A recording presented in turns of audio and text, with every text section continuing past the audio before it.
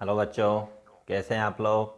चलिए, तो अपन जरा क्वेश्चंस में आगे बढ़ते हैं। ठीक है, टाइप्स ऑफ रिलेशंस जो हमने पढ़ा है टॉपिक लास्ट लेक्चर में, अभी उसी पे हम कुछ आज क्वेश्चंस और करेंगे, जिससे कि आप लोगों का जो ग्रास्पिंग पावर है वो एकदम अच्छी हो जाए इस टॉपिक पे, और आप किसी भी क्वेश्चन को जो है सॉल्व कर पाएँ। ठीक है, तो देखिए हमारा क्वेश्चन क्या है।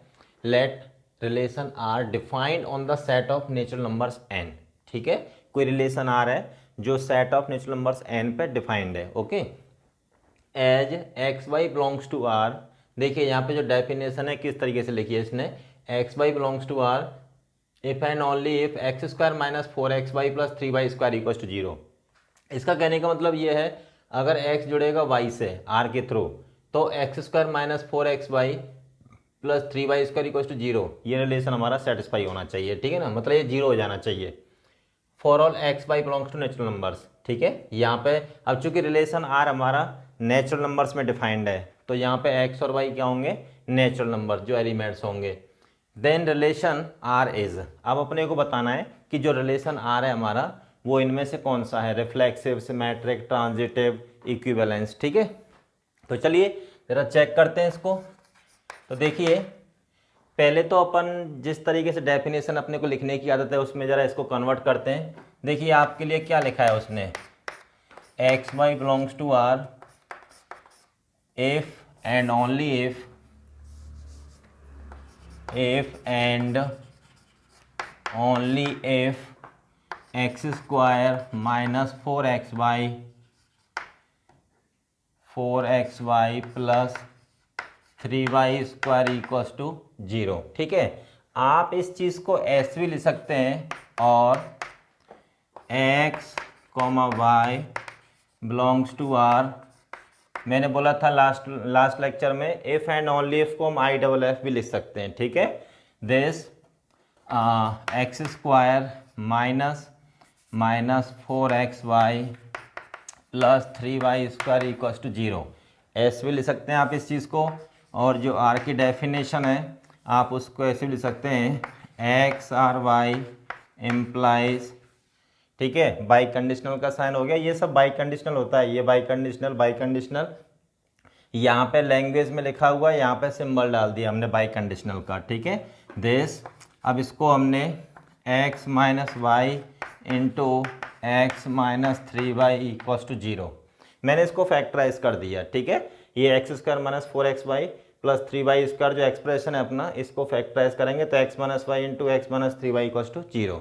चलिए अब यहाँ पे बेसिकली अपने को इस फॉर्मेट में पढ़ने की आदत है। ठीक है, ज़्यादातर रिलेशंस हमने इसी फॉर्मेट में डिफाइन किए थे। तो देखिए सबसे पहले हम बात करेंगे अब रिफ्लेक्सिव की। ठीक है, अब हम चेक करते हैं कि ये जो रिलेशन है हमारा आर, ये रिफ्लेक्सिव, सिमेट्रिक, ट्रांजिटिव कौन सा है, किस टाइप का रिलेशन है। ठीक है, अकॉर्डिंग टू दिस डेफिनेशन। चलिए तो सबसे पहले हम बात करते हैं अपन रिफ्लेक्सिव चेक करते हैं। ठीक है, तो रिफ्लेक्सिव के लिए let a belongs to N, a कोई नंबर ले लिया हमने, और ये नंबर किसका होगा, सेट ऑफ नेचुरल नंबर्स का कोई एक एलिमेंट होगा। ठीक है, तो यहाँ पर देखिएगा a R a implies a minus a और ए माइनस 3a। ठीक है, अब a माइनस ए क्या कर देगा इन दोनों, ये तो 0 है नहीं, लेकिन ये फैक्टर 0 हो गया ना आपका, तो दिस इक्वल्स टू 0, तो ये तो ट्रू निकला। ठीक है, so a comma a belongs to R. ठीक है, हैंस अब यहाँ पर लिखेंगे बच्चे, hence R is what, reflexive. ठीक है, तो आर हमारा कैसा रिलेशन निकला यहाँ पे, रिफ्लेक्सिव। दूसरी बात, चलिए आर रिफ्लेक्सिव तो है, अब सिमेट्रिक चेक करेंगे। अब नेक्स्ट आ जाइएगा सिमेट्रिक में। तो इस सिमेट्रिक के लिए अपन क्या करते हैं, यहाँ पे कुछ एलिमेंट्स कंसीडर करेंगे। ठीक है, जैसे अपन देखें 3r1 इम्प्लाइज, 3r1 का मतलब क्या हो जाएगा, अकॉर्डिंग टू दिस डेफिनेशन अगर x 3 है y 1 है, तो ये हो जाएगा 3 माइनस 1। ठीक है, और 3 माइनस 3 इक्वल्स टू क्या आ गया, 0। ठीक है, तो दिस इम्प्लाइज, इसका मतलब क्या हो जाएगा, 3, 1 बिलोंग्स टू आर। अच्छा, अब यहाँ पे अगर ये सिमेट्रिक है, अगर मान लो 3 जुड़ रहा है 1 से, 3 जब 1 से जुड़ रहा है तो इसकी डेफिनेशन को सेटिस्फाई कर रहा है। तो जरा 1R3 देख लेते हैं। 1R3 क्या करेगा यहाँ पे, 1 minus 3 into 1 minus 9, this not equals to 0। ठीक है, तो this implies 1,3 does not belongs to R। तो 3,1 ऑर्डर पेयर तो आर में लाई कर रहा है, लेकिन 1,3 आर में लाई नहीं कर रहा है। ठीक है ना, तो आप ऐसा नहीं कि जो नंबर मैंने यूज़ किया आप यही नंबर पॉसिबल है, बहुत सारे नंबर्स आप ले सकते हैं इसको डिस्प्रूव करने के लिए। ठीक है ना, सिमेट्रिक। तो दिस इम्प्लाइज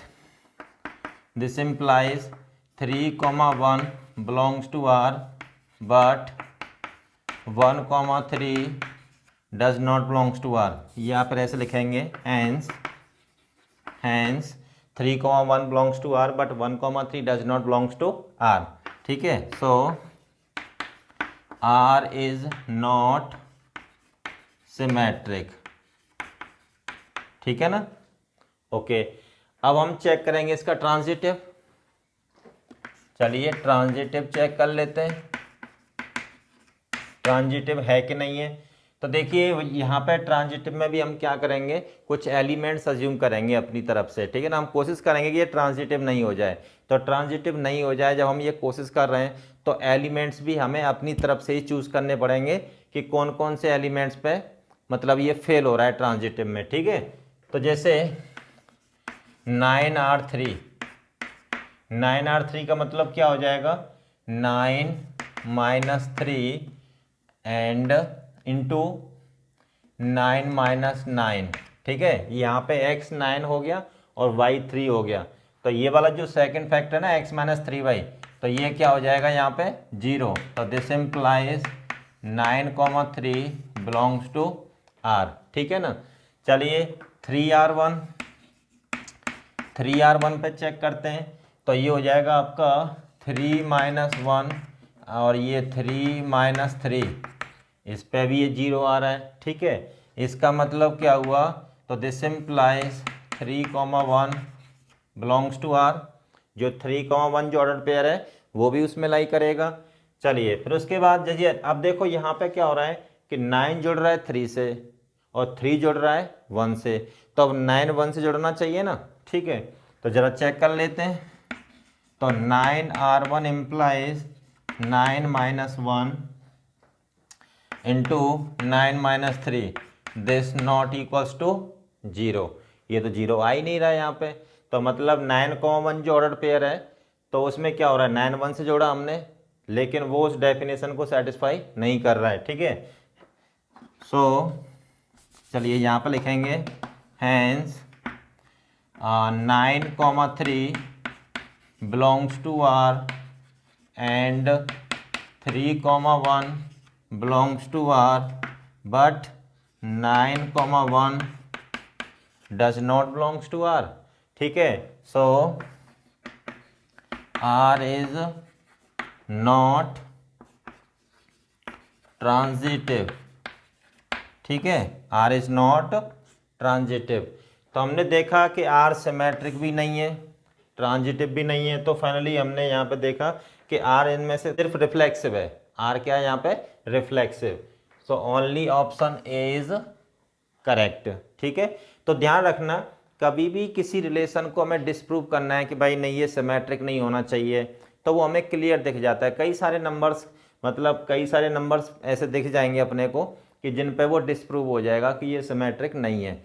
ऐसे ही ट्रांजिटिव में जब हम अपनी तरफ से चाहते हैं कि ये ट्रांजिटिव नहीं हो जाए, तो ट्रांजिटिव ना होने के लिए हमें नंबर्स खुद से चूज़ करने पड़ेंगे। ठीक है, नंबर्स, और ऐसा नहीं कि जो नंबर मैंने चूज़ किए वही पॉसिबिलिटी है, नहीं, so many possibilities are there. अब आप इसको नोट कर लीजिएगा। देखिए अब नेक्स्ट क्वेश्चन क्या है हमारा, let S be the set of real numbers, okay, then the relation R equals to this. ये आर इस तरीके से डिफाइंड है, आर के पास की ऑर्डर पेयर ए बी है, तो ये ऑर्डर पेयर कब मिलेगा अपने को, जब ए बी से जुड़ेगा, किसके थ्रू, आर के थ्रू। ठीक है ना, और साथ ही साथ एक कंडीशन होगी कि 1 प्लस ए बी क्या होना चाहिए, पॉजिटिव होना चाहिए। ठीक है, और यहाँ पे S be the set of real number, generally क्या होता है हम सेट ऑफ रियल नंबर्स को कैपिटल आर से डिनोट करते हैं। ठीक है, तो लेकिन कैपिटल आर तो यहाँ पे क्या एक रिलेशन को रिप्रेजेंट कर रहा है यहाँ पे, तो हमने सेट ऑफ रियल नंबर्स को इसमें क्वेश्चन में किससे डिनोट किया है, हमने कैपिटल एस से, ठीक है ना। ओके, डिफाइंड ऑन एस, ये जो रिलेशन आर है वो एस में डिफाइंड है। देन अब तब उसके बाद बताना है अपने को ये किस टाइप का रिलेशन होगा, इक्विवेलेंस रिलेशन होगा या reflexive but not symmetric, reflexive and transitive but not symmetric. Okay, next है आपका रिफ्लेक्सिव एंड सिमेट्रिक, इनमें से कौन सा ऑप्शन हमारा करेक्ट होगा। तो जरा देख लेते हैं इसको।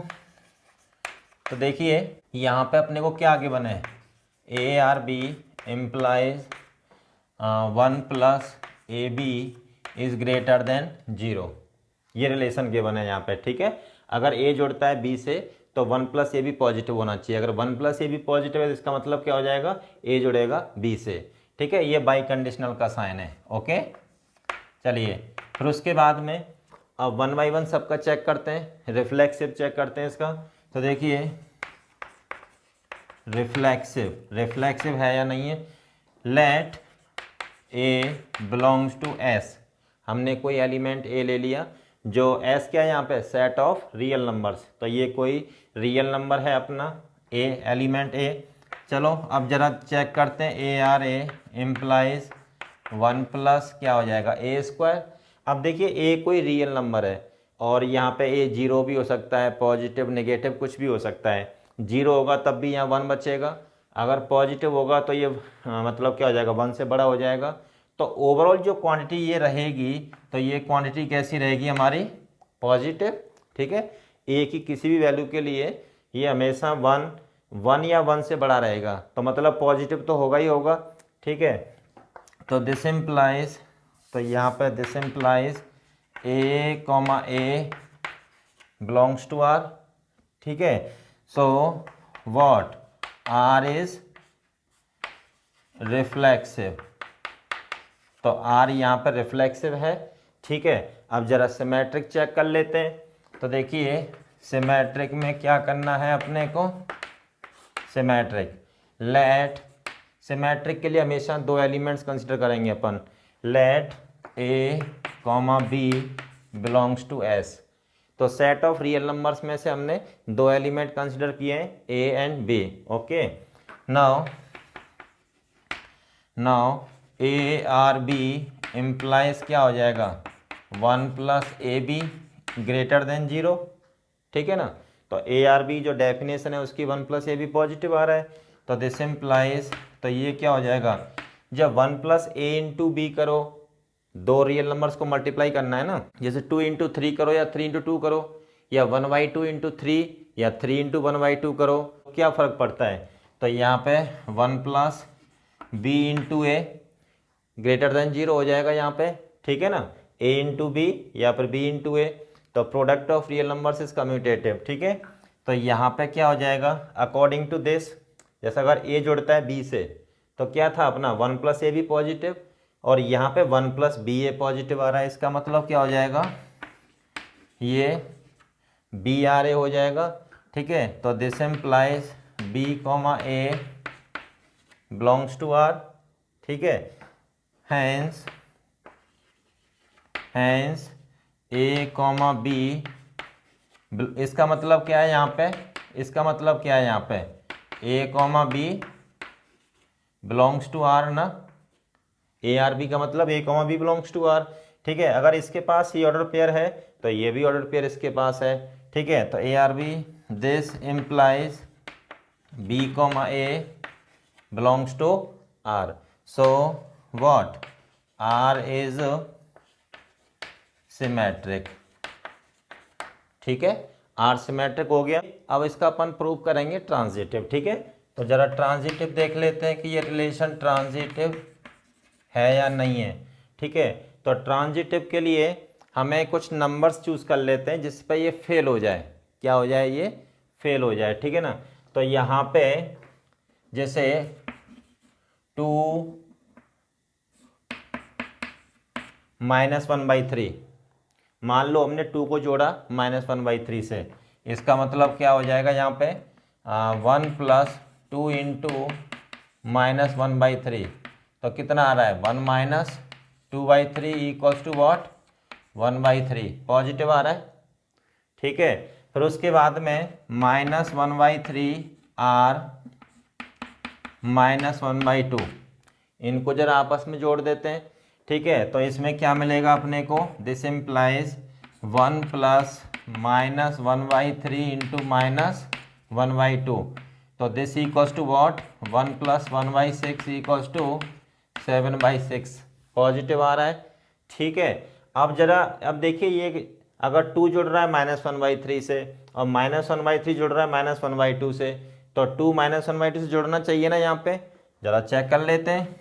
तो 2r -1/2 इम्प्लाइज 1 प्लस 2 इंटू -1/2, तो इससे ये कट जाएगा, तो 1 - 1 इक्वल्स टू क्या आ गया, 0 आ गया, ठीक है। This is not greater than 0, भाई 0 आया है ना, तो 0 0 से थोड़ी ना बड़ा होगा।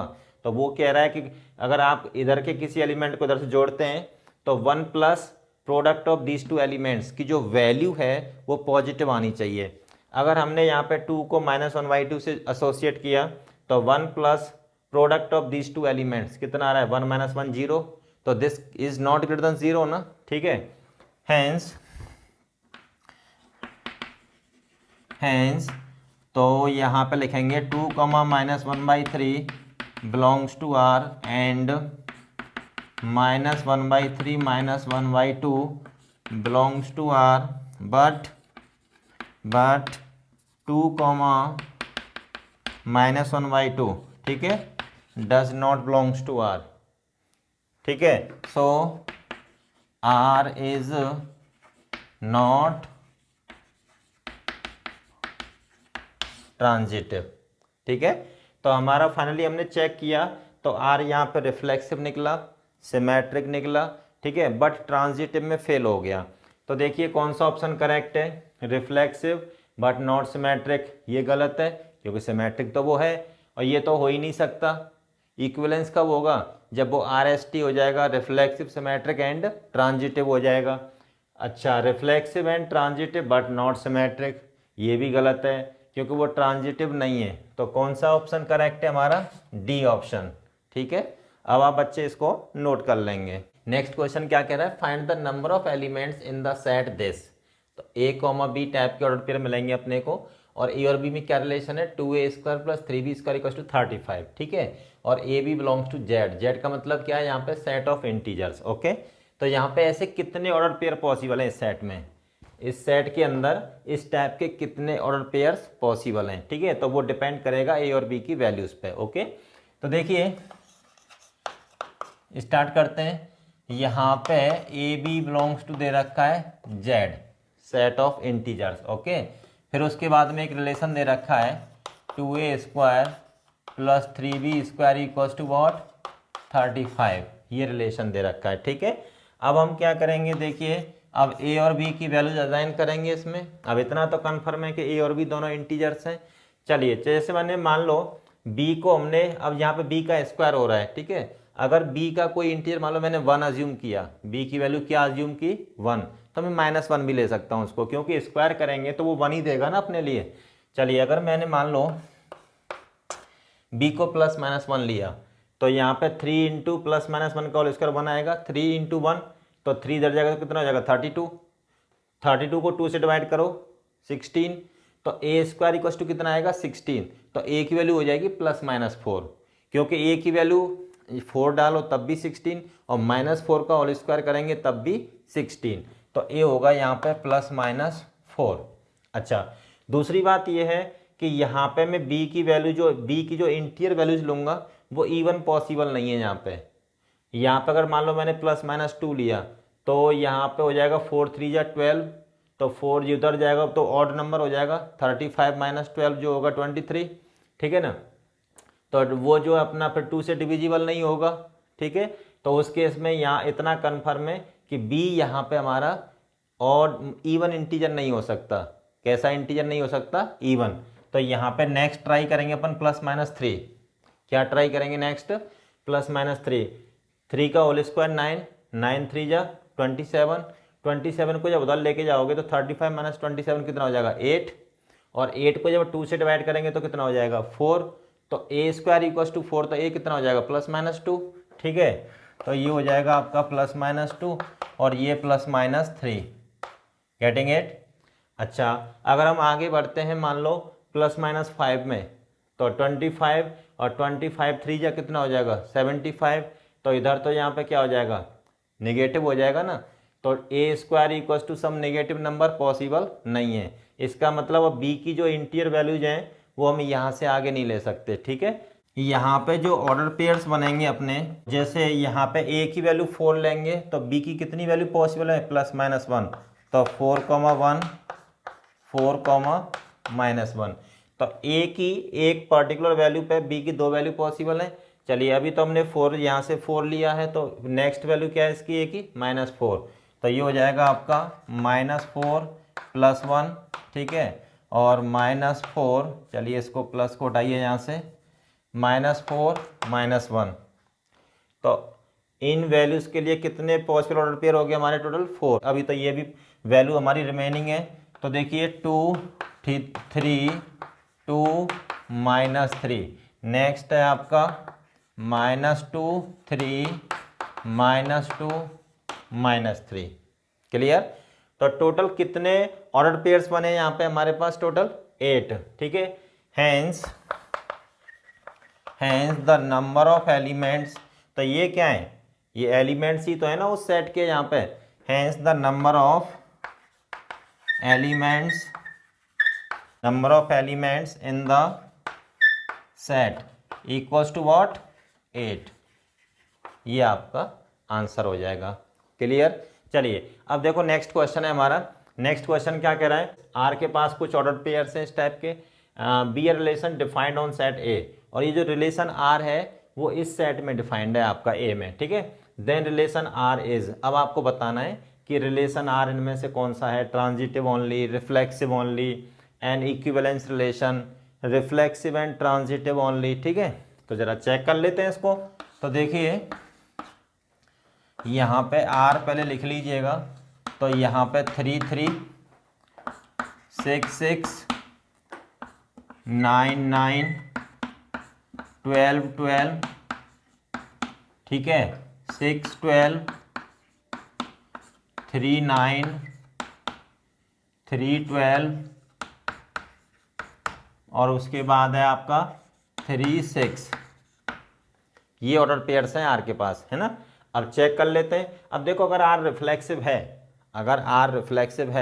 तो आर के पास सेम कंपोनेंट्स के ऑर्डर पेयर होने चाहिए, और जो सेम कंपोनेंट्स के जो ऑर्डर पेयर्स होंगे यहाँ पे क्या होंगे 3 3 6 6 9 9 12 12, 3 3 6 6 9 9 12 12, तो आर रिफ्लेक्सिव तो हो गया, ठीक है। बाकी बात करते हैं सिमेट्रिक की, तो 6 12 है और 12 6 नहीं है, तो सिमेट्रिक तो नहीं हुआ, ये यहाँ पे फेल हो चुका है। अब बात करेंगे ट्रांजिटिव की, ठीक है। तो ट्रांजिटिव में देखिएगा जिनके पास सेम कंपोनेंट्स के जो ऑर्डर पेयर हैं, जो ऑर्डर पेयर सेम कंपोनेंट्स के, उनको तो अपन चेक नहीं करेंगे, हम चेक करेंगे जिनके ऑर्डर पेयर्स डिफरेंट हैं, वो सॉरी जिनके कंपोनेंट्स डिफरेंट हैं, जिन ऑर्डर पेयर्स के कंपोनेंट्स कैसे हैं डिफरेंट, ठीक है, उनको अपन चेक करेंगे। तो देखिए 6 12 से जुड़ रहा है, और 12 यहाँ पे 12 से, 6 6 12 12 12, तो 6 12 होना चाहिए ना, जो कि ऑलरेडी प्रेजेंट है। चलिए इसका काम हो गया। फिर 3 9 को उठाइए, यहाँ से 3 9 से जुड़ रहा है, और यहाँ पे 9 9 से 3 9 होना चाहिए, चलो ये भी हो गया। फिर उसके बाद में 3 12 से, यहाँ पे 3 जुड़ रहा है 12 से, और 12 जुड़ रहा है 12 से, तो 3 12 इटसेल्फ ये है, ठीक है। फिर यहाँ पे आओ 3 6, यहाँ पे आइए 3 6 से, और यहाँ पे 6 6 से, तो 3 6 है। अभी देखिए और भी है, यहाँ पे 6 और भी जुड़ रहा है, 3 6 से जुड़ा, 6 12 से जुड़ा, तो क्या होना चाहिए 3 12 होना चाहिए ना, तो 3 12 हमारे पास ये है, ठीक है। तो हमने देखा ये रिलेशन आर कैसा है, रिफ्लेक्सिव एंड ट्रांजिटिव ओनली, ठीक है ना। तो here the relation R is reflexive and transitive only, ठीक है। तो बेसिकली हमारा फिर इसमें से कौन सा ऑप्शन करेक्ट होगा, डी, ठीक है।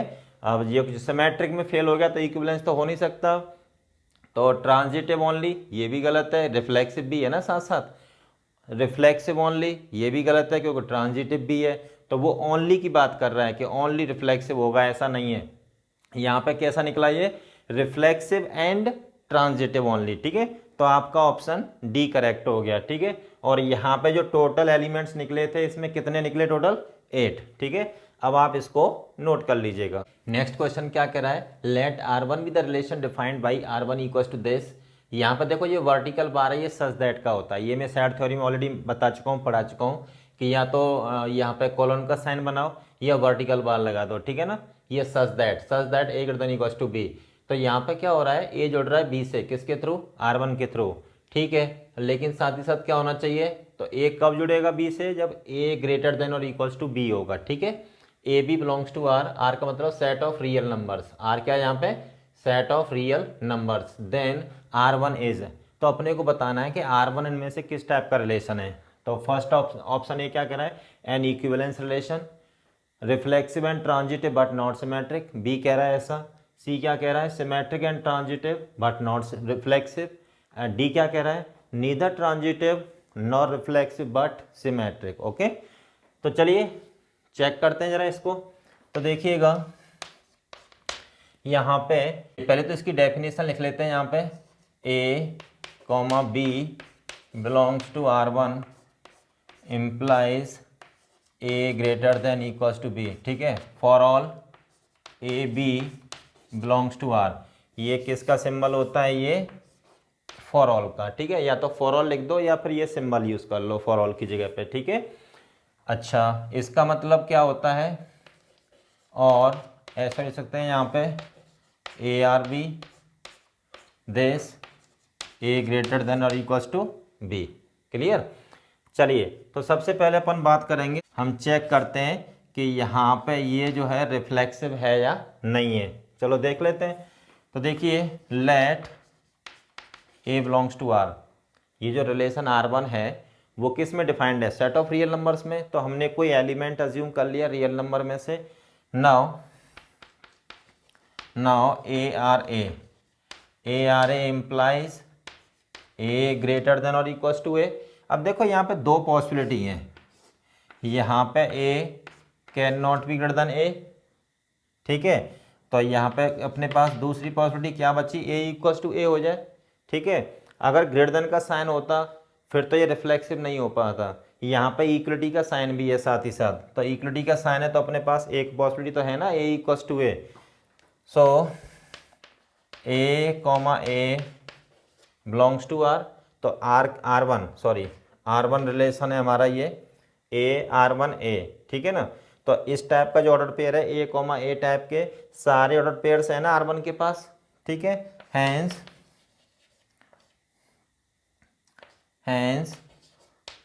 R1 is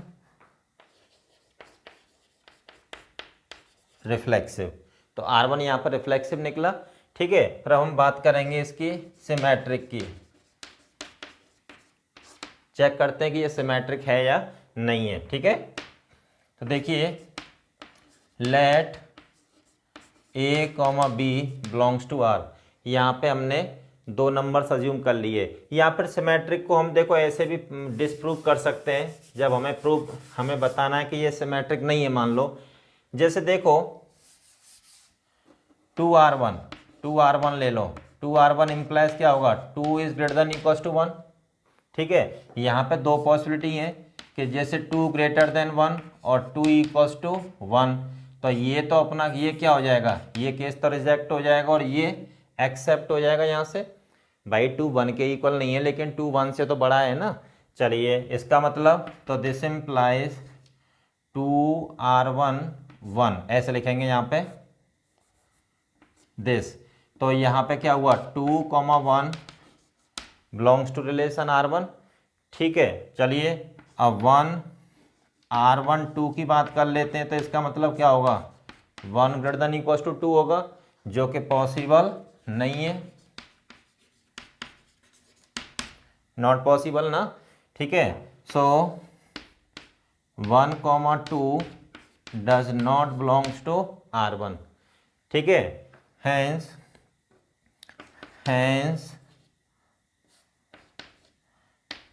R1 is not symmetric, R1 symmetric नहीं है, ठीक है। चलिए अब बात करेंगे ट्रांजिटिव। अब ट्रांजिटिव चेक करते हैं। तो ट्रांजिटिव में बेसिकली 3 एलिमेंट्स लेने पड़ते हैं अपने को। तो देखिए लेट A, B, C belongs to R, ठीक है। हमने 3 एलिमेंट्स कंसिडर कर लिए सेट ऑफ रियल नंबर्स में। Okay, now let R1 B implies क्या हो जाएगा, A greater than equals to B, ठीक है। ये हम अपनी तरफ से मान के चल रहे हैं कि A जुड़ रहा है B से एंड B जुड़ रहा है C से, तो क्या होना चाहिए, A जुड़ना चाहिए फिर C से, ठीक है। एंड इसको अपन फर्स्ट मान लेते हैं and B R1C implies B greater than और इक्वल्स टू C, ये सेकंड हो गया। तो देखिए from first and second we get what, A greater than equals to B and B greater than और इक्वल्स टू C। एक number A greater than equals to B और B greater than equals to C है। इसका मतलब क्या हो जाएगा, this implies, obvious सी बात है कि A greater than equals to C होगा, ठीक है ना। ये इससे ग्रेटर देन इक्वल्स टू और ये इससे ग्रेटर देन इक्वल्स टू, ठीक है। तो क्या होगा आपका A greater than equals to C हो जाएगा, ठीक है। तो this implies A, C belongs to R1, ठीक है। तो यहाँ पे ये हो जाएगा। तो देखिए A जुड़ रहा है B से, B जुड़ रहा है C से, तो इसका मतलब क्या हुआ, यहाँ पे A जुड़ रहा है C से, तो रिलेशन R1 कैसा हुआ, ट्रांजिटिव, ठीक है। सो रिलेशन R1 इज ट्रांजिटिव। तो यहाँ पे रिलेशन R1 हमारा ट्रांजिटिव निकला। तो बेसिकली फेल कहाँ पे हुआ है, सिमेट्रिक में फेल हो गया, रिफ्लेक्सिव में पास हुआ, सिमेट्रिक में फेल हो गया, ट्रांजिटिव में पास हो गया, ठीक है ना। तो reflexive and transitive but not symmetric, reflexive and transitive but not symmetric, so this option is correct. किसी और ऑप्शन पर नजर मान लो, नीदर ट्रांजिटिव नहीं, गलत है। एन इक्विवेलेंस नहीं, क्योंकि सिमेट्रिक में फेल हो गया, ठीक है। सिमेट्रिक एंड ट्रांजिटिव नहीं, सिमेट्रिक तो ये है ही नहीं। तो यहाँ पे कौन सा ऑप्शन करेक्ट है हमारा, ऑप्शन बी इज करेक्ट, ठीक है। अब आप इसको नोट कर लीजिएगा। अब नेक्स्ट प्रॉब्लम है हमारा, let A equals to, for the set A equals to this, define a relation R on the set A as follows. R equals to क्या दे रखा है, 1 1 2 2 3 3 1 3, ओके। ये कोई रिलेशन R डिफाइंड है सेट A पे, ठीक है। Write the order pairs to be added to R to make it smallest equivalence relation. तो हमें कौन कौन सा मतलब और कौन से ऑर्डर पेयर R में ऐड करने चाहिए, कम से कम R में कौन कौन से ऑर्डर पेयर ऐड करने चाहिए कि हमारा रिलेशन R कैसा हो जाए, स्मॉलेस्ट इक्विवेलेंस रिलेशन। स्मॉलेस्ट का मतलब ये है कि कम से कम ऑर्डर पेयर्स आपको जो है R में ऐड करने हैं, ठीक है, कम से कम। तो देखिए यहाँ पे R is a relation defined on A, so R subset of A cross A होगा, R A क्रॉस A का सबसेट होगा, ठीक है। दूसरी बात ये है कि R क्या दे रखा है हमें, R इक्वल्स टू दे रखा है 1 1 2 2 3 3 1 3, ठीक है। तो यहाँ पे जो A क्रॉस A होगा उसके पास 1 1 2 2 3 3 और यहाँ पे देखिएगा 1 2 1 2 1 3, ठीक है, 2 1 2 3 3 1 3 2। तो A क्रॉस A में टोटल कितने ऑर्डर पेयर्स होंगे, 9। तो अब यहाँ पे अब हमें क्या करना है कि इस रिलेशन R को स्मॉलेस्ट इक्विवेलेंस रिलेशन बनाना है, ठीक है ना। तो देखिए, तो मैं उसको कुछ R1 मान लेता हूँ भाई। अब ये तो चेंज हो जाएगा ना यहाँ पर रिलेशन। तो इक्विवेलेंस के लिए क्या करना है बेसिकली, तो इक्विवेलेंस का मतलब क्या होता है, रिफ्लेक्सिव, सिमेट्रिक एंड ट्रांजिटिव। ठीक है, तो रिफ्लेक्सिव तो क्लियर है, आर ऑलरेडी रिफ्लेक्सिव है, 1 1 2 2 3 3 टाइप के ऑर्डर पेयर इसके पास है। ओके, अब यहाँ पे सिमेट्रिक भी होना चाहिए, तो सिमेट्रिक के लिए क्या करेंगे, 1 3 तो है लेकिन इसके पास 3 1 नहीं है, क्योंकि हमें स्मॉलेस्ट इक्विवेलेंस रिलेशन चाहिए। तो देखिएगा 1 1 2 2 3 3। अब यहाँ पे 1 3 है, तो हमने क्या किया, इसमें एक एक्स्ट्रा ऑर्डर पेयर डाल दिया, किसमें से उठा के, ए क्रॉस ए में से। ठीक है ना, इसके पास जो ऑर्डर पेयर आएंगे वो किस में से आएंगे, ए क्रॉस ए में से आएंगे। ठीक है, अब आप देख रहे हैं कि ये रिफ्लेक्सिव हो चुका है, सिमेट्रिक भी हो गया, और यहाँ पे 1 जुड़ रहा है 3 से, 3 जुड़ रहा है 1 से, तो 1 से जुड़ना चाहिए ना, तो 1 1 आपके पास ये रहा। ठीक है, तो हमारा जो रिलेशन है ये कैसा बन गया, ये एन इक्विवेलेंस रिलेशन। ठीक है ना, an equivalence relation, getting it. तो यहां पे लिखेंगे अब आप, hence we should add the order pair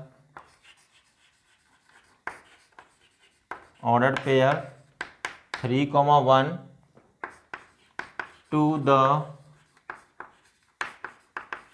relation R to make it smallest equivalence relation। ठीक है, तो फाइनली आप इस तरीके से लैंग्वेज लिख देंगे अगर आपके बोर्ड के किसी एग्जाम में आता है तो। ठीक है ना, बाकी अगर कॉम्पिटिटिव में है तो अपने को क्लियर है कि यहाँ पे कौन सा ऑर्डर पेयर ऐड करना है। ठीक है, तो ये आपका इसका आंसर हो गया। चलिए, one more question of this kind, let A equals to A b c, कोई सेट है और आर कोई रिलेशन है डिफाइंड ऑन सेट ए। ठीक है ना, और आर के पास कौन कौन से ऑर्डर पेयर हैं यहाँ पे, ए बी सी और ए बी, ये ऑर्डर पेयर आर के पास ऑलरेडी हैं। फिर क्या कह रहा है, write the minimum number of order pairs to be added to R to make it reflexive and transitive. मतलब कम से कम ऑर्डर पेयर आर में ऐड करने हैं आपको, जिससे कि वो क्या हो जाए, रिफ्लेक्सिव हो जाए एंड ट्रांजिटिव हो जाए। ठीक है, तो देखिए सिमिलर प्रॉब्लम है बिल्कुल। R is a relation defined on set A, so R will be subset of A cross A. ठीक है, चलिए यहाँ पे मैं ए क्रॉस ए भी लिख देता हूँ आपके लिए, ए क्रॉस ए। ए क्रॉस ए जब आप करेंगे तो देखिए a comma a, b comma b, c comma c, a b, a c, b a, b c, c a, c b, ये टोटल कितने ऑर्डर पेयर्स आएंगे ए क्रॉस ए में, 9। ठीक है, तो 9 ऑर्डर पेयर्स आएंगे यहाँ पे। चलिए अब देखो आर लिख लो, यहाँ पे आर ऑलरेडी क्या दे रखा है, आर दे रखा है अपने को ए comma a, b comma c, A comma B. ठीक है, ये अपने को आर गिवन है। अब हमें क्या करना है कि इसमें कम से कम ऑर्डर पेयर डालें, और वो ऑर्डर पेयर कहाँ से आएंगे, ए क्रॉस ए में से, क्योंकि जो रिलेशन आर है वो सेट ए में डिफाइंड है, तो आर ए क्रॉस ए का सबसेट होगा। ठीक है, तो आर के पास जो भी एलिमेंट्स आएंगे वो किसके एलिमेंट्स आएंगे, ए क्रॉस ए के। ओके, तो देखिए ठीक है, मैं कोई रिलेशन R1 मान लेता हूँ। तो R1 रिलेशन कैसा बनाना है मुझे, उसमें कम से कम ऑर्डर पेयर डालूंगा उसमें, और कैसा होना चाहिए, रिफ्लेक्सिव एंड ट्रांजिटिव होना चाहिए। ठीक है, अब देखो रिफ्लेक्सिव होना चाहिए तो आर के पास सेम कंपोनेंट्स के ऑर्डर पेयर्स तो आने ही चाहिए ना, तो ए कॉमा ए तो ऑलरेडी इसके पास है। ठीक है, ए कॉमा ए इसके पास है, चलिए बी कॉमा बी डालना पड़ेगा, सी कॉमा सी, मतलब हमें उतने ही ऑर्डर पेयर्स डालने हैं इसके अंदर कि हमारा काम हो जाए। ठीक है, अननेसेसरी ऑर्डर पेयर्स इसके अंदर नहीं डालने हैं। ठीक है ना, एक्स्ट्रा नहीं डालने हैं। तो देखिए रिफ्लेक्सिव हो गया ये, है ना। अब उसके बाद देखिए, जैसे उसने बोला है BC है और AB है, BC AB, हमें चाहिए रिफ्लेक्सिव एंड ट्रांजिटिव। तो रिफ्लेक्सिव तो हमारा यहाँ तक हो चुका है, अब हमें इसको बनाना है ट्रांजिटिव।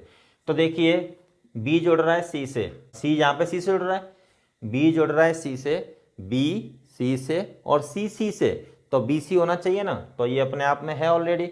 चलिए अब इसमें आइए इस ऑर्डर पेयर में, A किससे जुड़ रहा है यहाँ पे, B से, और B किससे जुड़ रहा है यहाँ पे, देखो अब B यहाँ पे दो जगह जुड़ रहा है आपका, A B से और B B से, तो मतलब A B होना चाहिए, ठीक है। एक ये भी है आपके पास A B से और B C से, एक किससे जुड़ रहा है यहाँ पे, B से, और B यहाँ पे और किससे जुड़ रहा है, C से, तो A को C से जुड़ना पड़ेगा ना। तो हम क्या करेंगे, A, C ऑर्डर पेयर इसमें डाल देंगे, निकाल के वहां से जितनी जरूरत है उतने ही order pairs A cross A में से निकाल के इसमें डालेंगे अपन, ठीक है। तो देखिए एक, अब यहाँ पे देखो A C से जुड़ रहा है, यहाँ पे क्या हुआ, चलो अब आपने एक ऑर्डर पेयर एक्स्ट्रा डाल दिया ना, अब इसको भी चेक करना पड़ेगा। A जुड़ रहा है C से और यहाँ पे C जुड़ रहा है C से बस, तो मतलब A C से और C C से, तो AC होना चाहिए, तो बस AC इसके पास है। अब हमें इसके अंदर एक्स्ट्रा ऑर्डर पेयर्स नहीं डालने, क्योंकि हमें smallest reflexive and transitive relation बनाना है, ठीक है। तो देखिए हैंस, अब यहाँ पे लिखेंगे hence we should add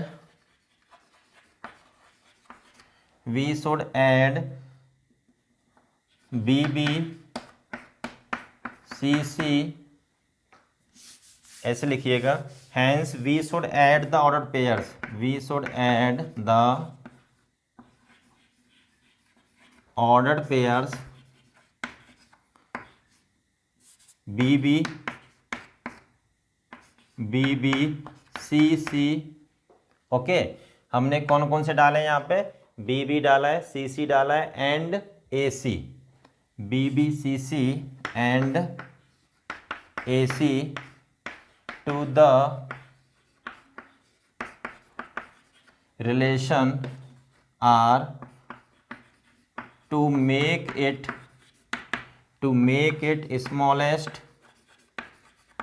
smallest reflexive and transitive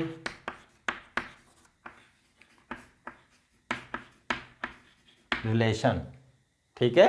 तो ये आपका इस पार्ट का आंसर हो गया। तो ये क्या है, हमारा जो R1 निकला है कैसा रिलेशन है, smallest reflexive and transitive relation, ठीक है ना। तो R में कुछ इस तरीके से ऑर्डर पेयर्स डालेंगे आप कि वो रिफ्लेक्सिव भी हो जाए एंड ट्रांजिटिव भी हो जाए, प्लस स्मॉलेस्ट भी रहे। तो मतलब स्मॉलेस्ट का मतलब ये होता है कि जितनी ज़रूरत है उतने ऑर्डर पेयर्स उसके अंदर ला के डालने हैं आपको, ठीक है ना। कहाँ से, A क्रॉस A में से। सिमिलर प्रॉब्लम ये है, ठीक है। अब आप इसको नोट कर लीजिएगा। तो देखिए नेक्स्ट प्रॉब्लम है हमारा, given the relation R equals to, R के पास दो ऑर्डर पेयर है 1 2 2 3, okay, on the set A, given the relation R on the set A, ठीक है, the minimum number of pairs which when added to R to make it an equivalence relation. तो मतलब हमें minimum कम से कम कितने order pair, कम से कम कितने order pair, number of order pairs add करने पड़ेंगे जिससे कि हमारा जो रिलेशन आ रहा है वो कैसा रिलेशन हो जाए, इक्विवेलेंस रिलेशन हो जाए, ओके। तो देखिए चलो देखते हैं। तो यहाँ पे R is defined on A, so R will be subset of A cross A। यहाँ पे जो रिलेशन R है वो सेट A में डिफाइंड है, तो वो R क्या होगा, A क्रॉस A का सबसेट होगा, ठीक है। चलिए तो फिर उसके बाद अपन A क्रॉस A लिख लेते हैं। तो A क्रॉस A जब लिखेंगे तो 1 1, ठीक है, 2 2, 3 3, फिर उसके बाद में 1 2, 1 3, 2 1, 2 3, 3 1, 3 2। तो ये टोटल कितने ऑर्डर पेयर्स आएंगे इसके पास, 9, ठीक है ना, क्योंकि सेट ए में टोटल कितने एलिमेंट्स हैं, 3, ओके। तो यहाँ पे देखिए तो आर जो दे रखा है वो हमें दे रखा है यहाँ पे 1 2 2 3, ये दे रखा है आर, है ना। अब ये रिलेशन जो है हमें क्या बनाना है, इक्विवेलेंस रिलेशन। तो यहाँ पे देखिए R1 बना लेते हैं।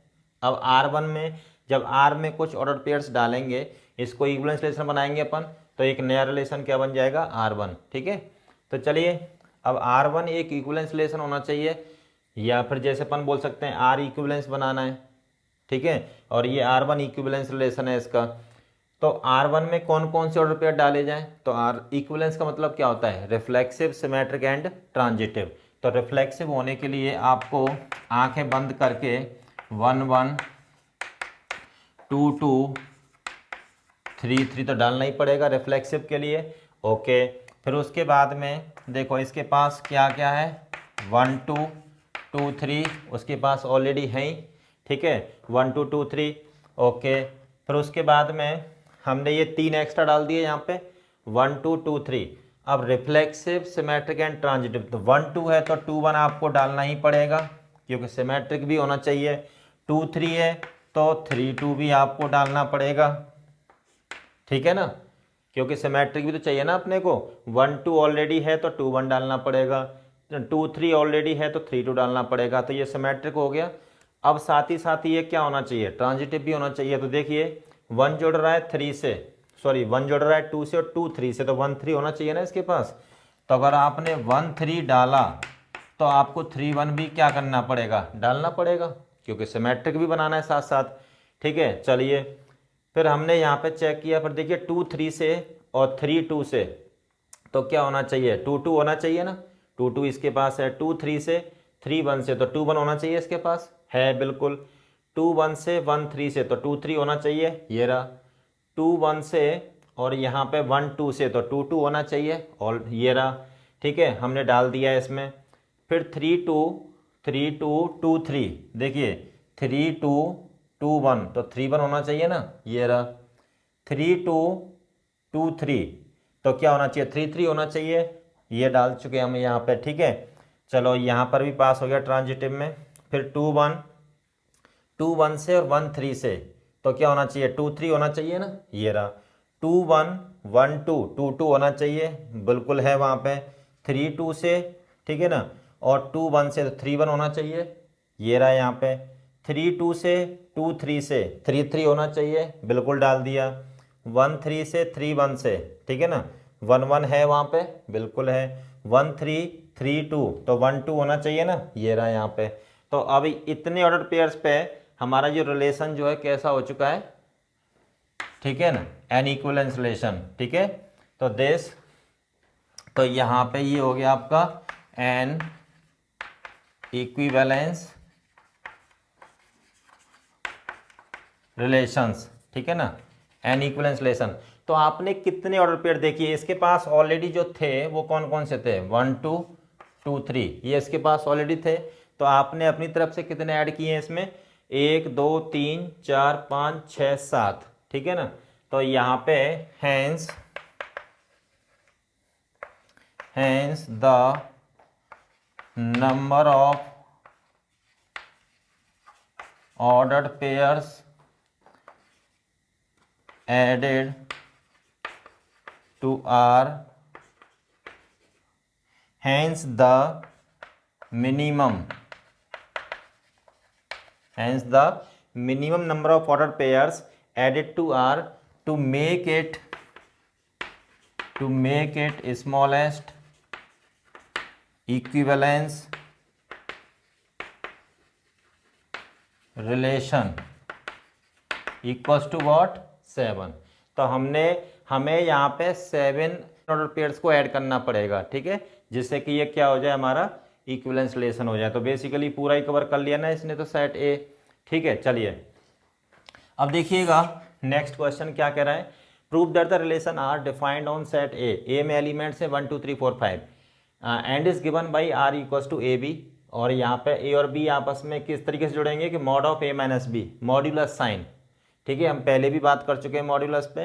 तो यहाँ पे ये मॉड्यूलस का साइन है, modulus of A minus B is even. ठीक है ना, ए माइनस बी इवन आना चाहिए। इज एन इक्विवेलेंस रिलेशन, तो ये जो रिलेशन है कैसा होगा, इक्विवेलेंस। ठीक है, तो देखिए ए आर बी इम्प्लाइज, यहाँ पे इसका मतलब क्या होगा, this implies mod of A minus B is even. ठीक है, तो देखिए ए और बी को अपन वैल्यू देंगे। अगर मान लो यहाँ पे ए वन होता है, ए वन होता है, तो ए माइनस बी, ए और बी की तो जो जो वैल्यूज होंगी वो कहाँ से लेंगे, सेट ए में से। तो वन जो है, वन का डिफरेंस किसके साथ लें कि इवन आ जाए, तो ऑब्वियसली वन का डिफरेंस वन के साथ लो तो जीरो आ जाएगा, और थ्री के साथ और फाइव के साथ। One minus one, one minus three, one minus five, one minus three कितना होगा, माइनस टू, लेकिन मॉड्यूलस उसको क्या कर देगा, प्लस टू। ठीक है ना, और यहाँ पे इवन चाहिए बेसिकली, तो वो पॉजिटिव नंबर ही देगा वो तो अपने लिए। फिर वन माइनस फाइव करेंगे तो माइनस फोर, और मॉड्यूलस उसको क्या कर देगा, प्लस फोर। ठीक है, ऐसे अगर मैं यहाँ पे ए की वैल्यू टू लेता हूँ, तो यहाँ पे टू किसके साथ इवन देगा, जब टू में से जब इवन नंबर सब्ट्रैक्ट होगा, तो यहाँ पे बी की वैल्यू क्या पॉसिबल है, टू फोर। अगर यहाँ पे थ्री है तो बी कितना हो सकता है, वन थ्री फाइव, ये हो सकता है यहाँ पे। अगर ये फोर है, ठीक है, तो ये कितना हो सकता है, टू फोर, ये हो सकता है यहाँ पे। अगर ये फाइव है तो ये कितना हो सकता है, वन थ्री फाइव, ये पॉसिबिलिटी है यहाँ पे। चलिए, तो आर को as a set of order pairs लिखते हैं अपन।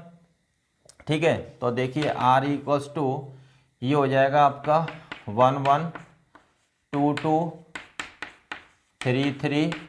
पहले वो ऑर्डर पेयर्स लिख रहा हूँ मैं यहाँ पे जिनके कंपोनेंट्स क्या हैं, सेम।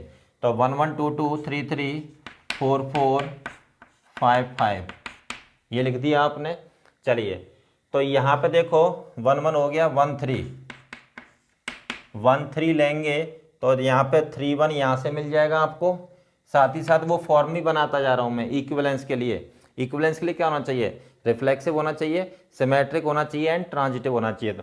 तो मैं ये सिमेट्रिक वाली फॉर्म भी साथ साथ लिख रहा हूँ। अगर वन थ्री तो थ्री वन होना चाहिए ना, तो देखिए थ्री वन आपको यहाँ से मिल जाएगा, one three three one. Okay, फिर उसके बाद में वन फाइव फाइव वन यहाँ से मिल जाएगा। ठीक है, चलो यहाँ से आइएगा। फिर उसके बाद में टू फोर, तो फोर टू भी यहाँ से मिल जाएगा आपको, यहाँ से फोर टू। ठीक है, फिर यहाँ पे देखिएगा, ये ले लिया है मैंने थ्री थ्री थ्री फाइव। अब यहाँ पे थ्री फाइव लेते हैं तो देखिए फाइव थ्री यहाँ से मिल जाएगा। ठीक है, थ्री फाइव और ये फाइव थ्री। बाकी सब ऑर्डर पेयर्स हमने कंसिडर कर लिए हैं यहाँ पे। तो हम देख रहे हैं यहाँ पे, तो ये जो आर होगा, देखिए रिफ्लेक्सिव है, सारे ऑर्डर पेयर्स आ रहे हैं ना सेम कंपोनेंट्स के। सिमेट्रिक है, one three three one, one five five one, two four four two. ठीक है, थ्री फाइव फाइव थ्री। ठीक है, और यहाँ पे फोर टू टू फोर, सारे ऑर्डर पेयर्स कंप्लीट हो चुके हैं हमारे। अब यहाँ पे सिमेट्रिक भी हो गया। ट्रांजिटिव में जैसे अब वन बाई वन, जैसे यहाँ पे वन जुड़ रहा है थ्री से, थ्री वन से, तो वन वन है। ठीक है ना, फिर उसके बाद में देखिए यहाँ पे अगर आप चेक करेंगे तो ये सारे ऑर्डर पेयर्स ट्रांजिटिव की कंडीशन को भी सेटिस्फाई कर रहे हैं। ठीक है, आप लोग चेक कर लीजिएगा इसको, ट्रांजिटिव बी रिलेशन यहाँ पे here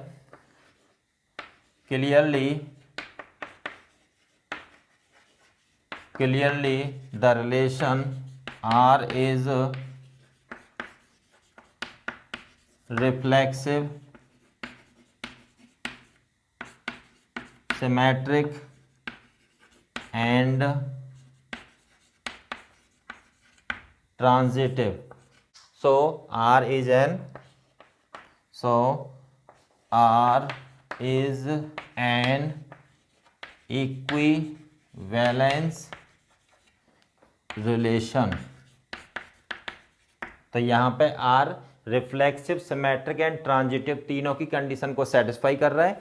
that's why this relation is an equivalence relation. ठीक है, अब आप इसको नोट कर लीजिएगा। नेक्स्ट प्रॉब्लम है हमारा, काफ़ी अच्छा प्रॉब्लम है। So that the relation R defined on the set A of all triangles. यहाँ पे जो सेट ए है वो क्या है, सेट ऑफ ऑल ट्राइंगल्स। ठीक है, जितने भी पॉसिबल ट्राइंगल्स होंगे वो सब सेट ए कंटेन कर रहा है। और R equals to this, R इस तरीके से डिफाइंड है कि मान लो वो ट्राइंगल एस को टी से जोड़ता है, तो क्या होना चाहिए, S is similar to triangle T. ठीक है ना, एस टी के सिमिलर होना, एस एंड टी सिमिलर होने चाहिए, इज एन इक्विवेलेंस रिलेशन। तो जो रिलेशन है इस टाइप का जो डिफाइंड है जिस तरीके से, ये हमारा इक्विवेलेंस रिलेशन होना चाहिए, ऐसा वो चाह रहा है, प्रूव करना है अपने को। फिर उसके बाद क्या कह रहा है, consider 3 right angle triangles T1 with sides 3, 4, 5, T2 with sides 5, 12, 13 and T3 with sides 6, 8, 10. Okay, which triangles among T1, T2 and T3 are related according to the definition of R? Okay, तो obviously वही triangle relate होंगे आपस में जिनके जो कैसे होंगे, similar होंगे आपस में, ठीक है ना, एक दूसरे के जो सिमिलर होंगे वो आपस में क्या हो जाएंगे, रिलेट हो जाएंगे। तो चलिए, तो देखिए एस जुड़ रहा है टी से आर के थ्रू, ठीक है, तो दिस इम्प्लाइज, इसका मीनिंग क्या है according to this definition, S is similar to T, ये सिमिलर का साइन होता है, ठीक है ना, तो यहाँ पे S is similar to T, S and T similar हो गए आपके, तो हमें चेक करना है कि रिलेशन इक्विवेलेंस है कि नहीं है। तो इक्विवेलेंस होने के लिए इसको रिफ्लेक्सिव भी होना पड़ेगा, सिमेट्रिक भी होना पड़ेगा एंड ट्रांजिटिव भी होना पड़ेगा। चलिए तो देखिए 1 बाय 1 चेक करते हैं। तो देखो हम रिफ्लेक्सिव की बात करते हैं पहले। Let T belongs to set A, हमने सेट ए में से कोई एक ट्राइंगल टी कंसिडर कर लिया, ठीक है। अब देखिए नाउ टी आर टी का मतलब क्या हो जाएगा, implies T similar to T, सही बात है, every triangle is similar to itself, ठीक है ना। तो यहाँ पे देखिएगा, तो ये ट्रू है, every triangle is similar to itself, हर ट्राइंगल अपने आप के साथ सिमिलर होगा, ठीक है। So T comma T belongs to R, तो आर के पास टी कॉमा टी टाइप के सारे ऑर्डर पेयर्स हैं ना, ठीक है। हैंस आर इज व्हाट,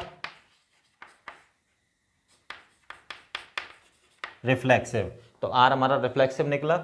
चलिए फिर उसके बाद बात करते हैं अपन सिमेट्रिक की, ठीक है, सिमेट्रिक चेक करते हैं इसका। तो सिमेट्रिक में दो एलिमेंट्स कंसीडर करेंगे अपन, let T1 T2 belongs to set A, set A में हमने दो ट्राइंगल्स कंसीडर कर लिए T1 T2, okay. Now let T1 R T2 implies T1 is similar to T2। अगर T1 T2 के साथ सिमिलर है, T1 T2 आपस में T1 T2 के साथ सिमिलर, तो T2 भी तो T1 के साथ सिमिलर होगा ना यहाँ पे, तो this implies T2 similar to, ऐसे भी तो ले सकते हैं ना इसको, तो this implies T2 comma T1 belongs to R, ठीक है। तो यहाँ पर लिखेंगे, तो देखिए इसका मतलब क्या है, यहाँ पे T1 R T2 का मतलब क्या है, T1 comma T2 belongs to R, ठीक है। Hence T1 comma T2 belongs to R implies T2 comma T1 belongs to R, ठीक है। So what, R is symmetric, R यहाँ पे सिमेट्रिक भी है। अब जरा ट्रांजिटिव चेक कर लेते हैं।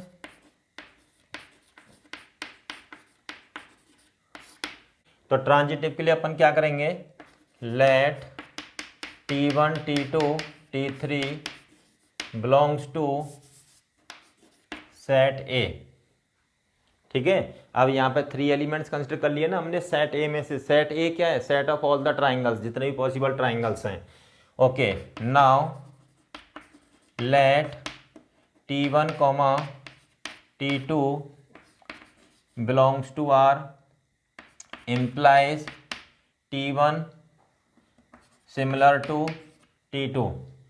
मान लो ये ऑर्डर पेयर R के पास है, अगर ये ऑर्डर पेयर R के पास है, इसका मतलब क्या होगा, T1 R T2 हो जाएगा यहाँ पे, इसका मतलब क्या हो जाएगा, T1 R T2, तो T1 सिमिलर हो जाएगा ना T2 के, ठीक है, T1। फिर उसके बाद में एंड ये भी मान के चलते हैं अपन, T2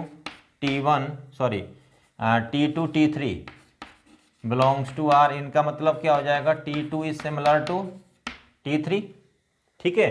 सो यहाँ पे देखिए ये फर्स्ट और ये सेकंड, अब क्या करेंगे फ्रॉम 1 एंड 2।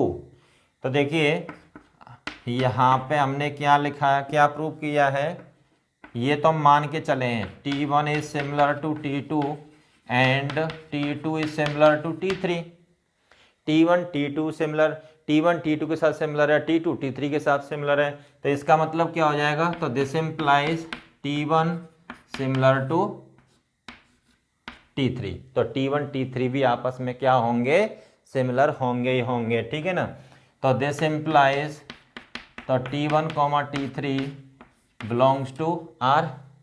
तो ये दो ऑर्डर पेयर्स हम R में लेके चले थे, मतलब T1 जुड़ रहा है T2 से और T2 जुड़ रहा है T3 से, तो T1 T3 से जुड़ना चाहिए ना ट्रांजिटिव होने के लिए, जो कि जुड़ रहा है यहाँ पे, ठीक है ना। यहाँ पे ऐसे लिखेंगे सो R इज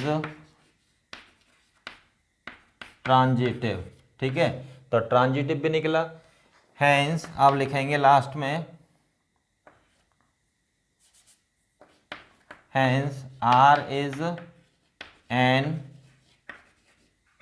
इक्विवेलेंस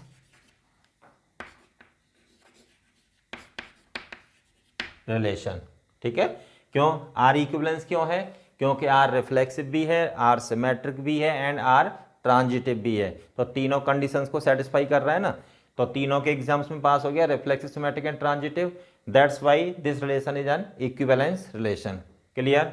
अब देखिए नेक्स्ट हमें ये और प्रूव करना है कि जैसे हमारे पास तीन ट्राइंगल हैं, T1 इसकी ये साइड से, T2 की ये साइड से और ये राइट एंगल ट्राइंगल है तीनों। अब बताना है कि इनमें से कौन से ट्राइंगल्स आपस में रिलेट होंगे। तो according to the definition of this relation वही ट्राइंगल आपस में रिलेट होंगे जो आपस में कैसे होंगे, सिमिलर ट्राइंगल्स होंगे, ठीक है। अब देखिए we know that two triangles are said to be similar if and only if the ratio of their corresponding